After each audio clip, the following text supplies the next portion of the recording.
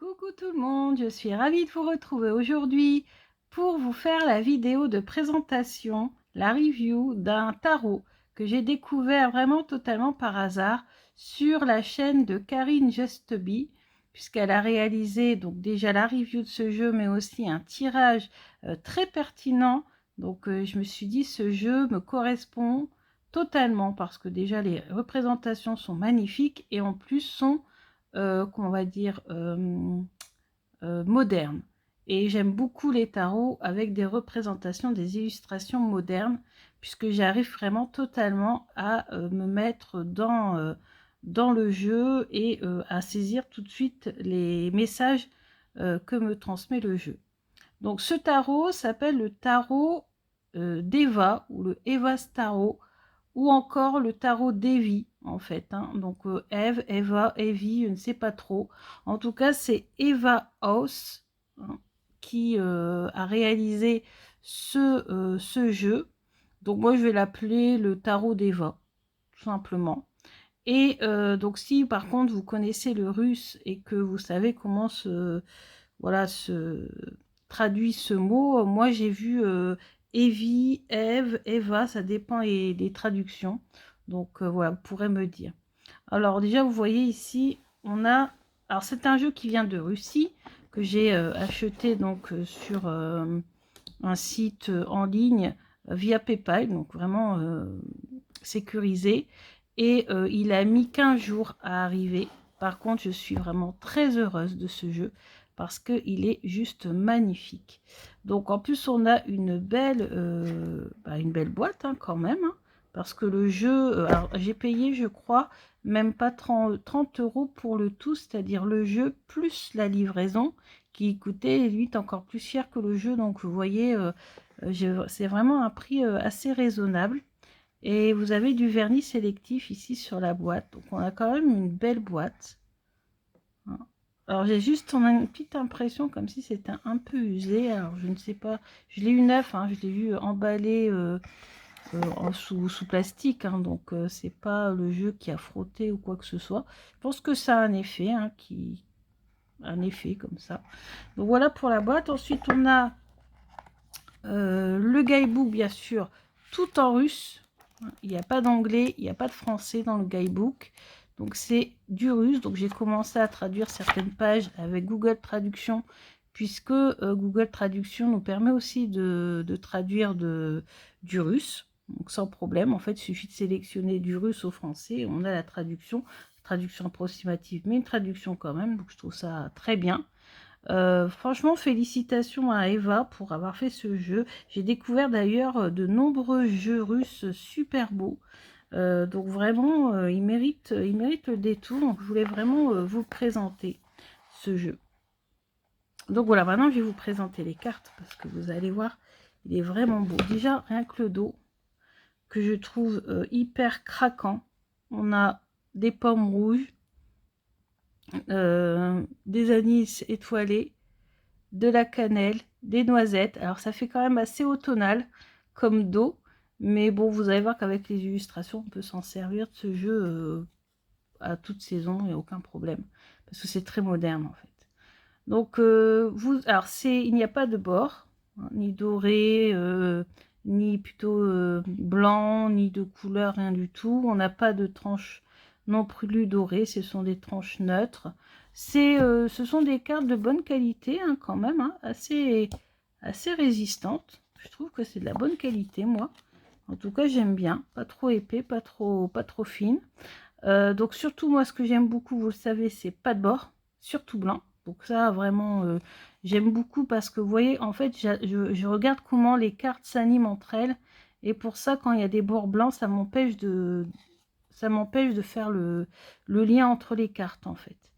Donc bien sûr, ici, vous avez le numéro, mais vous avez la signification en russe. Donc là, c'est le fou, le magicien, magnifique magicien. Regardez-moi ça. Ce sont des cartes vraiment splendides. La grande prêtresse, celle qui est sur notre coffret, qui nous correspond vraiment très bien avec le cristal, la lune, le grimoire. Vous voyez ici les dés. Ouais, vraiment génial. Franchement, super belle illustration. Ensuite, on a l'impératrice. Il y a beaucoup d'abondance. On a l'empereur. Donc ici, on a les runes. Donc on a le pouvoir ici avec l'ours. Là, ici, on a le hiérophante. Toutes les religions représentées, enfin toutes, une grande partie des religions représentées. Ici, on a les amoureux, le chariot, la justice, représentée ici par une femme, et derrière les ailes de la déesse Mat, la déesse de la justice chez les Égyptiens, et puis symbolisée ici par la balance et l'épée, on ne peut pas se tromper. L'ermite, vous voyez, représentation moderne de l'ermite. La roue de fortune, la force, donc cette fois-ci on a un lion blanc en arrière-plan, on a le pendu, on a la mort, donc représentée par un médecin légiste, tempérance, le diable, donc la manipulation, ou les gens qui cachent bien leur jeu en fait. La tour, donc avec l'immeuble en flammes, les tours jumelles. Donc voilà, c'est vraiment top. L'étoile, la lune. Donc là, cette lune là, elle est juste magnifique, mais en même temps très, ouais, elle fait peur quand même. Ensuite, voilà, le jugement et le monde. Ouais, et là on a une carte supplémentaire. On a Eva, donc ça doit être elle, la créatrice du jeu. Intéressant.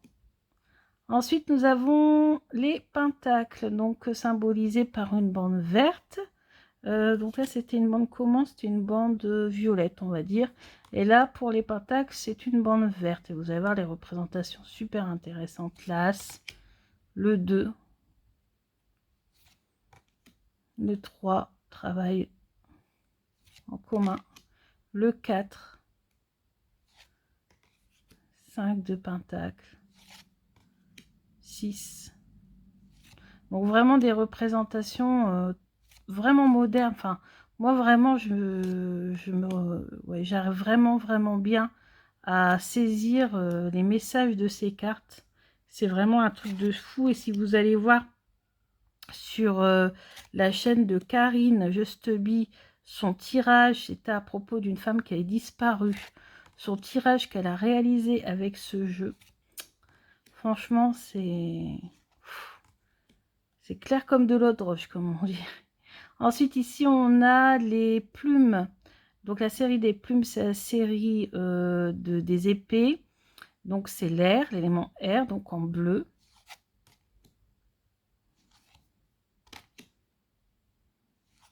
J'aime beaucoup les couleurs. J'aime beaucoup les illustrations.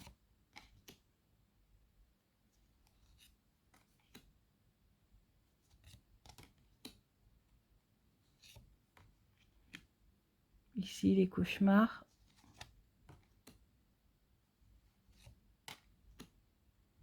Donc, on a le valet, le cavalier, la reine et le roi. Ensuite, en rouge, nous avons l'élément feu, représenté par les bougies. Et dans le Rider-Waite traditionnel, ce sont les bâtons. Magnifique cette série aussi. L'énergie, la créativité.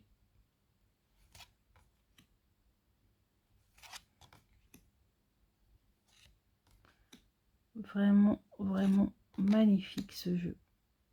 Je sais, je vais le répéter 10 fois, mais il est vraiment...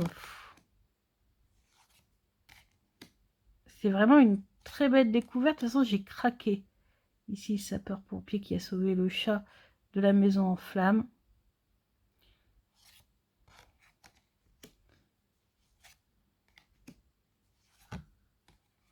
Ensuite, ici, nous avons un bleu-vert, on va dire ça comme ça. Ce sont les coupes, présentées ici par les tasses.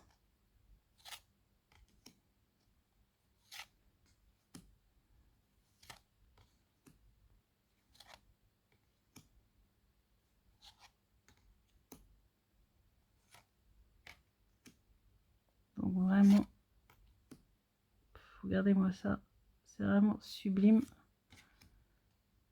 Valet, cavalier, reine et roi. Voilà, on a passé en revue toutes les cartes. J'ai hâte de m'en servir. J'ai hâte de faire des prédictions avec, parce que je sens qu'on va beaucoup se plaire. De toute façon, c'est facile. Dès que je l'ai reçu, dès que je l'ai eu en main, il est passé direct dans mon top 5 de mes tarots préférés. Donc, pour vous dire, hein, vraiment, je suis très contente.